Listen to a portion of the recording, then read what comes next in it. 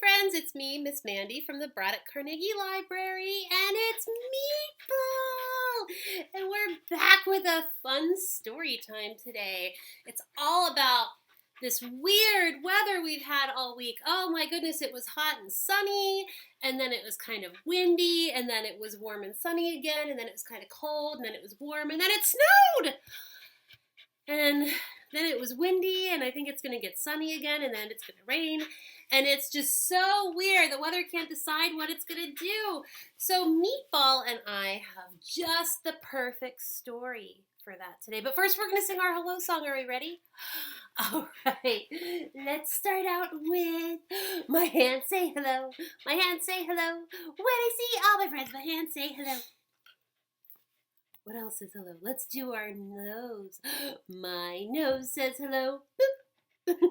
My nose says hello. Boop. When I see all my friends, my nose says hello. Boop. What else is hello? Oh, our listening ears. My ears say hello. My ears say hello. When I see all my friends, my ears say hello. Meatball's pointy ears say hello. And what else is hello we can do? Oh, let's do our bellies. My belly says hello. My belly says hello. When I see all my friends, my belly says hello. Oh, good job, Meatball. Let's get all these wigglies out into our whole body. My whole body says hello. My whole body says hello. When I see all my friends, my whole body says hello. Oh, Meatball's whole body says hello. She's still very wiggly. Well, let's see if we can guess what story Meatball and Miss Mandy have today. Okay, let's think about it. We had, what do you think, Meatball? We had really, really weird weather. We had all kinds of things. We had rain and we had snow falling from the sky. And we have a Meatball here. Who's in her meatball costume? She's dressed like spaghetti and meatballs. What do you think we have? I think our book today is called Cloudy with a Chance of Meatballs. Because that's what it is like every day at Miss Mandy's house. There's always a chance of meatballs. Today, Meatball doesn't have a meatball toy. Remember I said she gets a new toy every week? Today she gets a grilled cheese. So she will get her grilled cheese today. She's very excited. So, let's get to the story. This is Cloudy with a Chance of Meatballs, written by Judy Barrett and drawn by Ron Barrett. And Meatball is eating Mooney's food, which she knows she's not allowed to do. But she knows I can't do anything about it because it's story time. Yeah.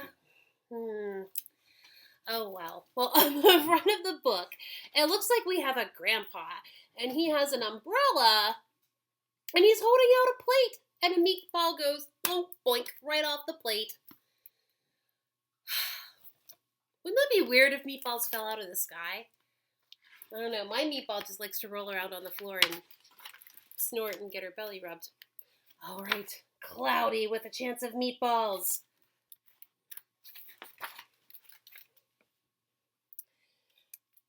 We were all sitting around the big kitchen table. It was Saturday morning. Pancake morning! Mom was squeezing oranges for orange juice. Henry and I were betting on how many pancakes we could eat, and Grandpa was doing the flipping. So that is all happening. Mom's making the orange juice. Grandpa's flipping the pancakes. The kids are at the table. I bet it smells really good in there.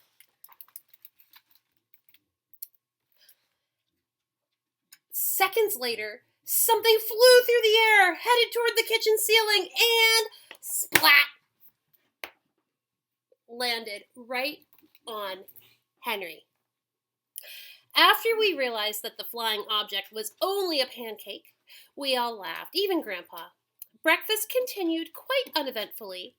All the other pancakes landed in the pan, and all of them were eaten, even the one that landed on Henry. They must have been really hungry. Looks like Grandpa might have been flipping those pancakes a little bit too much. That night, touched off by the pancake incident at breakfast, Grandpa told us the best tall tale bedtime story he had ever told. Across an ocean, over lots of huge bumpy mountains, across 3 hot deserts and 1 smaller ocean, there lay the tiny town of Chew and Swallow. Chew and Swallow. It looks like it's really far away. There's the sea, there's the mountains, super far away. In most ways, it was very much like any other tiny town. It had a main street lined with stores, houses with trees and gardens around them, a schoolhouse, about 300 people, and some assorted cats and dogs. But there were no food stores in the town of Chew and Swallow. No food stores. Wow. I wonder where they get their food then. If you don't get it at the store. They didn't need any. The sky supplied all the food they could possibly want. Wow. The only thing that was really different about Chew and Swallow was its weather. It came 3 times a day. At breakfast, at lunch, and dinner. Everything that everyone ate came from the sky. So yeah, here's the town. Looks pretty normal. And, here's a cat, and a dog, and a guy just kind of looking out the window like, wonder what the weather's going to do today. And we do that too, right? You could turn on the radio or the TV and get the weather forecast. Whatever the weather served, that was what they ate. But it never rained rain, and it never snowed snow, and it never blew just wind. It rained things like soup and juice. It snowed mashed potatoes and green peas, and sometimes the wind blew in storms of hamburgers. Oh, Meatball would love that because she loves burgers. The people could watch the weather report on television in the morning, and they would hear a prediction for the next day's food. Okay, we get the weather report in the morning. We listen to that, right? And we watch it on TV. When the townspeople went outside, they carried their plates, cups, glasses, forks, spoons, knives, and napkins with them. That way, they would always be prepared for any kind of weather. If there were leftovers, and there usually were, people took them home and put them in their refrigerators in case they got hungry in between meals, because sometimes you have to have a snack. Wow. So it looks like there's pancakes bouncing off the car. It's raining pie, which would be super fun. Oh my goodness. And then there's chicken legs. Yum, fried chicken falling from the sky. And this looks like it might be soup. And you would need probably a bucket or something to hold it all. Dinner one night consisted of lamb chops becoming heavy at times with occasional ketchup. Periods of peas and baked potatoes were followed by gradual clearing, followed with a wonderful Jell-O setting in the west. Oh my gosh, it is a Jell-O sunset. Have you ever seen anything like that? Wow. The sanitation department of Chew and Swallow had a rather unusual job for a sanitation department. It had to remove the food that fell on the houses and sidewalks and lawns. The workers cleaned things up after every meal and fed all the dogs and cats. Then they emptied some of it into the surrounding oceans for the fish and the turtles and the whales to eat. The rest of the food was put back into the earth so that the soil would be richer for people's flower gardens. Well, yeah, we do that too. It's called composting. you can kind of put things off to the side, and it turns the soil very healthy for your garden. So that's good. But I don't know. I think our public works people here, I've seen them clear snow off the road, and I've seen them pick up garbage and trash, even though it's not nice that people litter. It's good that there are people who pick it up. But I've never seen them pick up entire meals of food that fell out of the sky. Whoa! Life for the townspeople was delicious until the weather took a turn for the worse. And here, this is their newspaper, the Chew and Swallow Digest. Spaghetti ties up town! Record-breaking pasta fall causes chaos. Uh-oh. That spaghetti tangled up everything. That makes sense, because spaghetti is like long and wiggly and it can get tangled. One day, there was nothing but gorgonzola cheese all day long. The next day, there was only broccoli, but it was all overcooked. Yeah. Broccoli, when it's either raw or cooked just right, is really yummy, but when it has been cooked too long, no.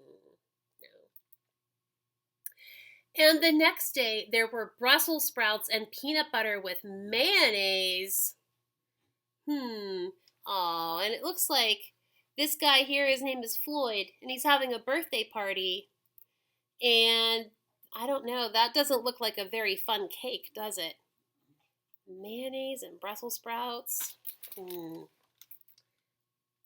Another day, there was pea soup fog. No one could see where they were going, and they could barely find the rest of the meal that got stuck in the fog. Oh, man. You can't see anything.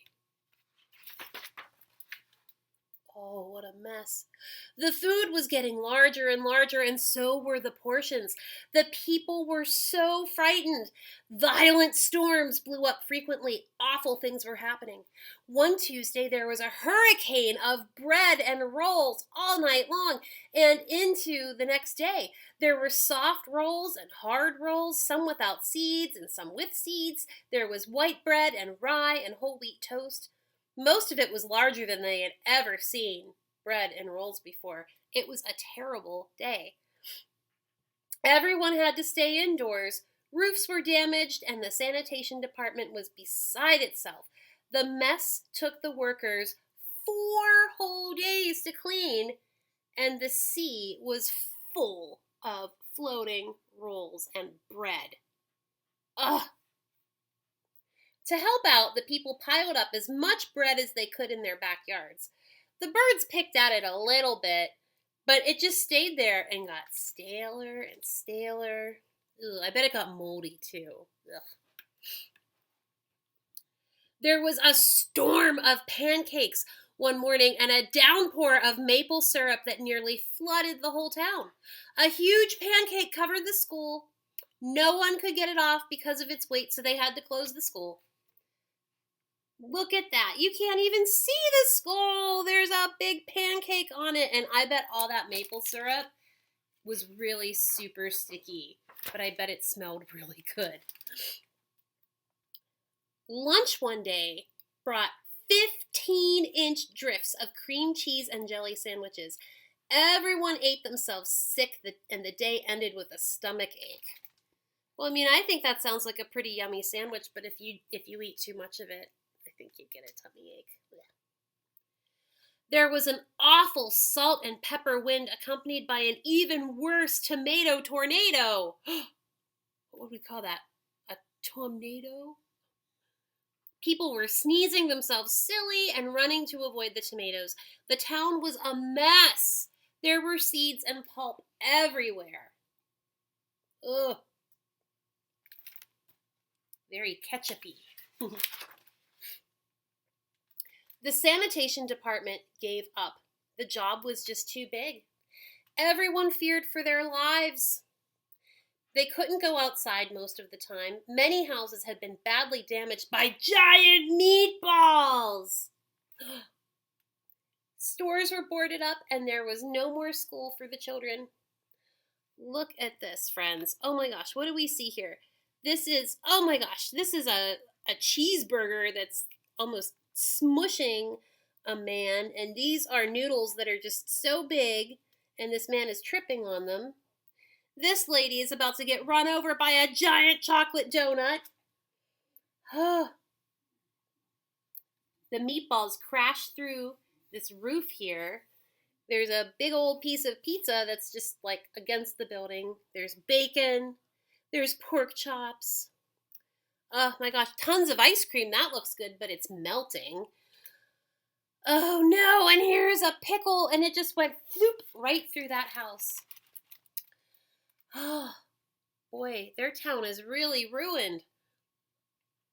So a decision was made to abandon the town of Chew and Swallow. It was a matter of survival. They had to get out of there. You can't live like this. There's no way you could eat all that food, and once it hits the ground, it's probably kind of yucky anyway. The people glued together the giant pieces of stale bread, sandwich style, with peanut butter, and took the absolute necessities with them and set sail on their rafts for a new land. Whoa. Okay, let's look at this boat. This is a sailboat.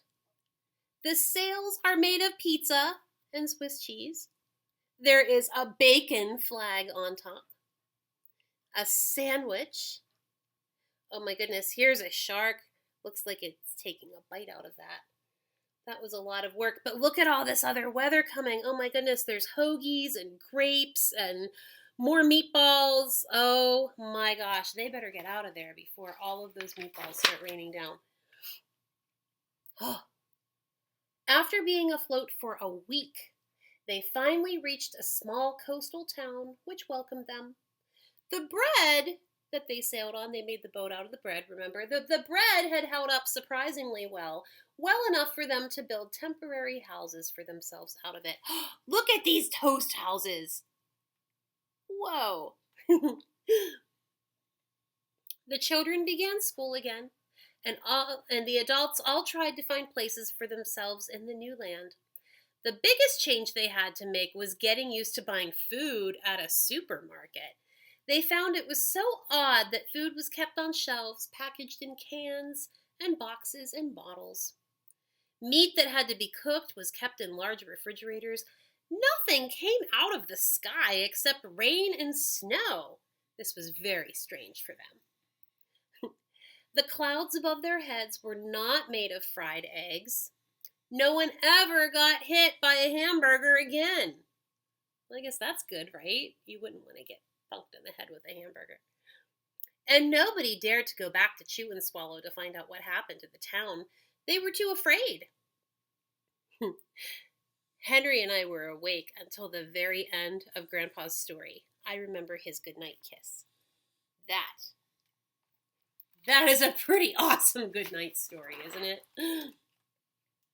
The next morning, we woke up to see snow falling outside our window. That was just like this week, friends, when we woke up and there was the snow. That was fun. I loved it. We ran downstairs for breakfast and ate it a little faster than usual so we could go sledding with Grandpa. It's funny, but even as we were sliding down the hill, we thought we saw a giant pat of butter at the top, and we could almost smell the mashed potatoes. Do you think that was mashed potatoes and butter? I don't know. The next time I see a snowy hill and the sun coming up, I'm going to think maybe it's mashed potatoes and butter. The end.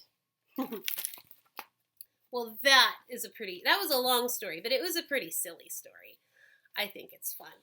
I'm really glad that my Meatball is my little dog, and that she helps me with story time, and that she's our friend that comes and visits, and that meatballs are not falling out of the sky. I think I would rather have snow falling out of the sky in spring or even summer than giant hamburgers or meatballs that would like smush my house. But that is our story for today. Maybe we will have more spring-like weather next week, and I will see you then. All right, friends, have a good week. Bye.